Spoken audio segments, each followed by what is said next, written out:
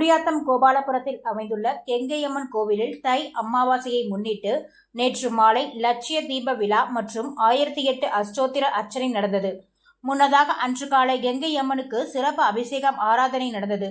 இதில் சுற்றுப்பகுதியை சேர்ந்த பெண்கள் கலந்து கொண்டு விளக்கேற்றி வழிபட்டனர். ஏற்பாடுகளை கோயில் ஆய்வாளர் பாரித்தக்கர் சிவாஜி, செயல் அலுவலர் சிவகுமார் மற்றும் கோயில் நிர்வாகிகள் ஆகியோர் செய்திருந்தனர்.